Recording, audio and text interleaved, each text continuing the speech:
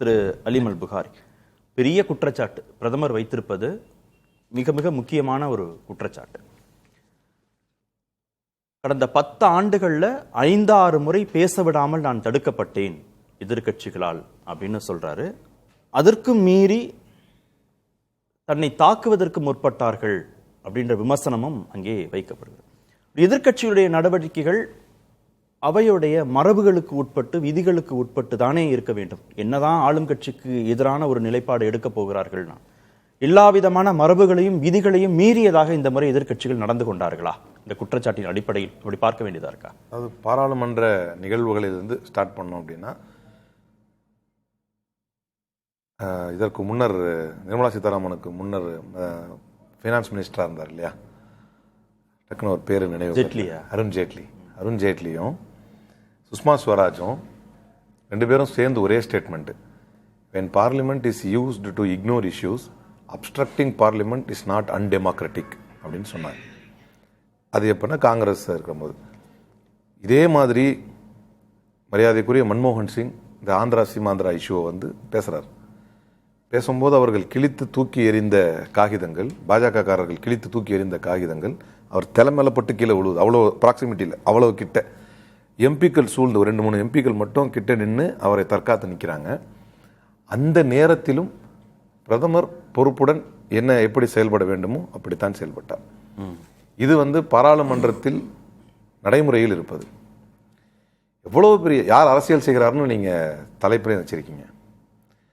எனக்கு சவக்கூலி தோண்ட பார்க்கிறார்கள். இப்போ தான் தலைவர் ராகுல் காந்தி முறையாக ரணவானை என்ன எழுதியிருக்கிறாரோ, என்ன ஒரு முன்னாள் இராணுவ அதிகாரி என்ன எழுதியிருக்கிறாரோ அதை வாசிக்க முற்படுகிறார். உலகம் பார்க்கிறது. நீங்கள் ஒரு பேர் எடுக்காதீங்க, இல்லை நீங்கள் சைனாவை சொல்லாதீங்க, இல்லை அந்த பார்டரை சொல்லாதீங்க. அப்படின்னா ஒன்று செய்யுங்க, நீங்கள் நான் என்ன பேசணும்னு நீங்களே சொல்லிடுங்க அப்படின்னு தலைவர் ராகுல் காந்தி சொல்கிறாரு. அதையும் பார்க்குறாங்க. இல்லை, 2 விஷயங்கள் நீங்கள் சொன்னதில். ஒன்று, திரு நரவானே எழுதிய புத்தகம் வெளியிடப்படலை. ஓகே, அது வெளியிடப்படாமல் தடுத்து நிறுத்தப்பட்டிருக்கு. இன்னொன்று, விவாதத்திற்கு பட்டியலிடப்படாத விவகாரங்கள் குறித்து பேசுவதற்கு அவை நடவடிக்கைகளில் வாய்ப்பு இல்லை அப்படிங்கிறது சபாநாயகர் திரு ஓம் பிர்லாவுடைய ஸ்டேட்மெண்ட். ஓகே, இதில் எங்கேயாவது முரண்பாடு இருக்கா? இது 2ல எங்கேயாவது முரண்பாடு இருக்கா? சரி, இந்த 2 அப்படியே வச்சுக்குவோம். எனக்கு சவக்குழி தோண்ட பார்க்கிறது அப்படின்னு பேசுறது எந்த வகையில் சரி? இது ஏதாவது சபைக்கு சம்பந்தப்பட்ட வருதா? இப்படி ஒரு பிரதமர் பேசுவது, காங்கிரஸை தொடர்ந்து பேசுவது, ஜவஹர்லால் நேரு போனார், போயிட்டு இந்தியாவில் வந்து எனக்கு இவ்வளோ பிரச்சனை இருக்குது அப்படின்னு இத்தனை கோடி இந்தியர்களை பிரச்சனைன்னு சொன்னார்.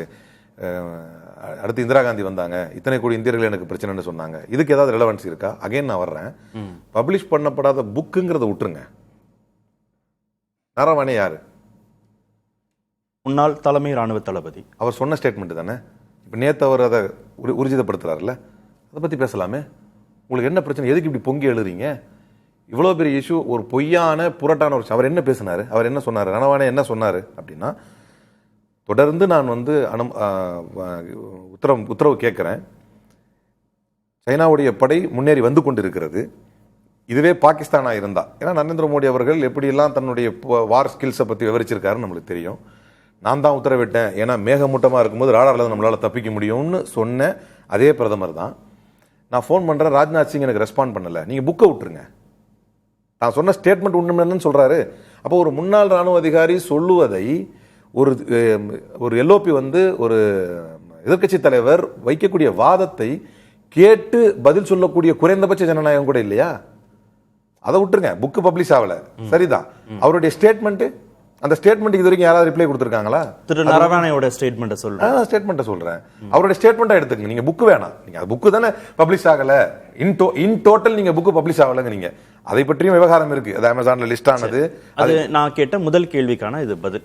புக்கு வெளியிடப்படலை, ஆனா அவர் பேசியிருக்கிறாரே, அந்த செய்தி பற்றி விவாதிக்கலாமே. நான் இரண்டாவதாக சொன்னேன், பட்டியலிடப்படாத, குடியரசுத் தலைவர் உரைக்கு சம்பந்தம் இல்லாத, விவாதத்திற்கு எடுத்துக்கொள்வதற்கு குறித்து நிகழ்ச்சி நிரலில் இல்லாதவற்றை பேச வேண்டாம்னு சபாநாயகர் சொல்வதற்கு அதிகாரம் இல்லையா? அதுக்கு தலைவர் ராகுல் காந்தி அங்கேயே பதில் சொன்னாரு. குடியரசுத் தலைவர் உரையை நிகழ்த்துகிறார், நான் தேசத்தின் பாதுகாப்பை பற்றி தான் கேள்வி கேட்கிறேன், இதுக்கு ஏன் அனுமதிக்க மாட்டேங்கிறீங்கன்னு கேட்கிறாரு. நீங்க கேட்ட அதே கேள்வியை சபாநாயகர் சொல்றாரு. சபாநாயகர் கேட்ட கேள்விக்கு பதிலுரை கொடுக்கிறார் தலைவர் ராகுல் காந்தி, பதிலுரை கொடுக்கிறார். நான் கேட்கறது இந்த தேசத்தின் பாதுகாப்பை பத்தி நான் கொஸ்டின் கேட்கிறேன், அதுக்கு அவங்க பதில் சொல்லலாமே அப்படின்னு கேட்கிறார். ஏன் நீங்கள் ஏன்னா இது ரொம்ப அங்கேயும் விவாதிக்கப்படல, இன்னும் கூட அது விவாதிக்கப்படக்கூடாது என்பதற்காக அந்த பாயிண்ட் தான் நான் வர்றேன். மீண்டும் இது விவாதிக்கப்படக்கூடாது என்று நரேந்திர மோடி விரும்புவதனால் தான் அடுத்து யோசிக்கிறார், நம்ம என்ன செய்வோம், பெண் எம்பிக்கள் என்னை தாக்க வந்தாங்கன்னு ஓம் பிர்லா வச்சு சொல்ல வைப்போம். அகைன் வேற விவாத பொருள் மாறும். இப்ப அதான் நம்ம விவாதிக்கிறோம். விவாதிக்கப்படக்கூடிய பொருள், நரேந்திர மோடி அவர்கள் முறையாக ராஜ்நாத் சிங் தன்னுடைய பதவிக்குள் இருந்து அந்த அழைப்பை ஏற்று சீன ராணுவம் நம்மை நோக்கி முன்னேறி வருகிறது. 1963 பிறகு 20 ராணுவ வீரர்களை, 1963 போருக்கு பிறகு 20 ராணுவ வீரர்களை சீன அத்துமீறலில் பலி கொடுத்தது நரேந்திர மோடி ஆட்சியில தான். அப்ப ராஜ்நாத் சிங்குக்கு அழைப்பு கொடுக்கிறோம், அந்த அழைப்புக்கு பதில் இல்ல. அஜித் தோவாலுக்கு கூப்பிடுறோம், அஜித் தோவாலுக்கு பதில் இல்ல. அகைன் ஜெய்சங்கருக்கு கூப்பிடுறோம், ஜெய்சங்கருக்கு பதில் இல்ல. இதெல்லாம் பாரதூரமான விஷயம். தன்னை மிகப்பெரிய அளவில் எதிரிகள் கண்டு நடுங்கிறது. இதே அவர் சொன்னதுதான். சீனாவை பார்த்து லால் ஆங்க், ரெட் ஐஸ காட்டியிருக்க வேண்டாமா காங்கிரஸ் அப்படின்னு பேசிய நரேந்திர மோடி எங்க ஃபெயிலியர் ஆனாரு என்பதை தலைவர் ராகுல் காந்தி அம்பலப்படுத்தி விடுவார் என்பதற்காக எனக்கு சவக்குழி தோண்ட பாக்குறாங்க, பெண்கள் அவரை தாக்க. இவ்வளவு பாரதூரமா குற்றச்சாட்டுங்க. ஒரு துளி ஆதாரத்தை தர முடியுமா? 2 பெண் எம்பிக்களை நீங்க சொல்றீங்க. அப்ப இது ஒரு பெண் பிரதிநிதித்துவத்துக்கு எதிரான வாதம் இல்லையா? இது 2 பெண் எம்பிக்கள் வந்தாங்கன்னா என்ன ஆதாரத்தை? இது இன்னைக்கு எங்களுடைய ராஜ்யசபா எம்பி இம்ரான் பிரதாப் இருந்து ரொம்ப அழகா கேட்டார். ஒரே கேள்வி, இருக்கிறதுலயே ஆக உச்சபட்சமான இடம் பார்லிமெண்ட், அந்த பார்லிமெண்ட்ல பிரதமரை தாக்க வருகிறார்கள் என்று சொல்லக்கூடிய அளவுக்கு நீங்க தான் அந்த பாதுகாப்பு உறுதி பண்ணணும். அப்படி பார்த்தா எம்பிக்கள் திடீர்னு முற்றுகிட போவதாக எனக்கு தகவல் வந்ததுன்னு ஓம் பிர்லா சொல்றாரு. அதனால பிரதமர் பேச்சு நிறுத்தி விடுவாரா? இதுக்கு ஏதாவது ஆதாரம் இருக்கிறதா? அப்ப இப்படியே சொல்லி நீங்க எல்லா விவாதத்தையும் தவிர்த்தரலாமே ரொம்ப ஈஸியா. இப்படியே ஆதாரமற்ற விஷயங்களை சொல்லி எங்க தகவல் ஆதாரம் இருக்கணும்ல. அதுக்கு இப்படியே ஆதாரம் இல்லாமல் உங்களால் தவிர்க்க முடியும் என்றால் இதையே சொல்லி நீங்க எல்லா விவாதத்தையும் தவிர்த்தரலாமே ரொம்ப ஈஸியா. இது எல்லாருக்குமே ஒரு காரணமா போயிருமே. அப்படி பார்த்தா ஆதாரம் இல்லாமல் ஒரு குற்றச்சாட்டு. அப்ப இங்க என்னன்னா கோர் இஷ்யூ எது டிஸ்கஸ் ஆயிருக்கணும் நியாயமா. எப்படி டைவர்ட் பண்ணிருக்காங்க பாருங்க. எனக்கு சவக்குழி தோண்ட பாக்குறாங்க, என்ன அழிக்க பாக்குறாங்க, காங்கிரஸ் இப்படி ஆயிடுச்சு, 2 பெண்கள் என்ன தாக்க வந்தாங்க என்று சொல்லி கோர் இஷ்யூ என்ன அப்படின்னா, பாகிஸ்தான் இதே பாகிஸ்தானா இருந்தது அப்படின்னு சொன்னா 100 ரவுண்ட்ஸ்கள் 500 ரவுண்ட்ஸ்கள் சுடுவதற்கான அனுமதி அவர்களுக்கு ஆல்ரெடி அவங்களுக்கு அத்தாரிட்டியா தரப்பட்டிருக்கு. அதான் நரவணே சொல்றாரு. ஆனா இதுவே சைனா என்றால் கேட்டுட்டு தான் செய்யணும். ஏன்னா அக்ரெசிவா அவனுடைய பதில் இருக்கும். இதை பொலிட்டிசைஸும் பண்ண முடியாது. அந்த நேரத்தில் தான் நான் பதில் கேட்கிறேன். 8:15 இருந்து நான் வெயிட் பண்ணிட்டு இருக்கேன். நரவணே சொல்றாரு நான் 8:15 இருந்து வெயிட் பண்றேன். 9:10 9:25 10 மணி ஜோபி உச்சித் ஹை வோ கரோ அப்படின்னு உங்களுக்கு எது சரி என்று படுகிறதோ அதை செய்யுங்கள் என்று சொல்லிவிட்டார் நரேந்திர மோடி என்கின்ற வார்த்தை இந்திய களத்தில் நரேந்திர மோடி அவர்களுடைய வெளியுறவு கொள்கை, குறிப்பாக சீனாவை எதிர்க்கின்ற அவருடைய தெம்பை பரிசோதித்துவிடும் என்பதற்காக அதுல இருந்து டைவர்ட் பண்ணணுங்கிறதுக்காக தான் பதில் சொல்லாம நகர்றேன். ஓகே, இந்தியாவுக்கும் சீனாவுக்கும் இப்ப ஏதாவது ஒரு பதற்றமான ஒரு சூழல் இருக்கு. அந்த விவகாரம் குறித்து நாட்டு மக்களின் கவனத்திற்கு கொண்டு வரணும், ஆளும் தரப்பின் விளக்கத்தை பெறணும் அப்படின்னா பரவாயில்ல. எப்போவோ நடந்த ஒரு விவகாரம் குறித்து பேசுவதற்கு இப்போது ஏன் எதிர்க்கட்சிகள் இவ்வளவு முனைப்பு காட்டுகிறார்கள் அப்படின்னா ஒரு இப்போ நம்ம என்ன பார்க்கணும்னா, இதுவரைக்கும் மோடி அவர்களுடைய ட்ராக்கை பார்க்கணும். இப்படி கேள்வி கேட்கப்பட்ட விஷயங்களுக்கு எல்லாம் அவர் பதில் சொல்லியிருக்கிறாரா? இந்தியாவில் ஹாட்டா, அதாவது பாய்லிங் இஷ்யூஸ் இருக்கும்போது, இப்போ நம்ம சரவணன் சார் சொன்ன மாதிரி, say for example Manipur issue, it took more then 120 days, 120 நாளுக்கு மேலே தேவைப்பட்டுச்சு பிரதமருக்கு அதை பற்றி வாய் திறப்பதற்கே.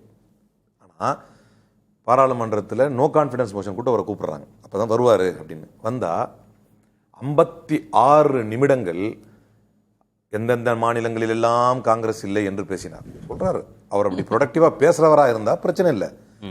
காங்கிரஸ் அப்படிங்கிறார், உடனே அவங்க இருக்கவங்கலாம் நோ கான்ஃபிடன்ஸ் அப்படிங்கிறாங்க. ஜோக் கட்டுறாருங்க பார்லிமெண்ட்டில். அப்போ நான் சொன்ன அந்த வார்த்தையை நீங்கள் மறந்துடக்கூடாது. அவர் ஆசீர்வாதம் சொல்ல அதை கடந்து போயிட்டார். when parliament is used to ignore issues, அதுதான் அவர் சொன்னது, அருண்ஜேட்லி சொன்னது, சுஷ்மா ஸ்வராஜ் சொன்னது. நீங்கள் பாராளுமன்றத்தை முக்கிய பிரச்சனைகளை விவாதிப்பதை விட்டும் நீங்கள் தடுப்பதற்கென்றே பாராளுமன்றத்தை பயன்படுத்தினால் இதெல்லாம் தேவையா? உங்கள்கிட்ட மணிப்பூர் பேசிக்கிட்டு இருக்கிறாங்க. அதற்கு பிறகு காங்கிரஸ் உட்பட எதிர்க்கட்சிகள் எல்லாரும் வெளியேறின பிறகுதான் இந்த வாயை திறக்கிறாரு. ஒன்னு சொல்லி கம்ப்ளீட் பண்ற பாருங்க. இது வரைக்கும் இங்க விட்டுருங்க, பாய்லிங் இஷ்யூ தான் பேசணுமான்னு கொஸ்டின் கேட்டீங்க, அதுவும் நியாயம் கிடையாது. பாய்லிங் தான் பேசணும்னு கட்டாயம் கிடையாது. ஆனால் இவர்களை எதிர்த்த எந்த விஷயத்தை வர விட்டு இருக்கிறாங்க? பிபிசி என்னாச்சு? அந்த டாக்குமெண்ட்ரி வர விட்டாங்களா?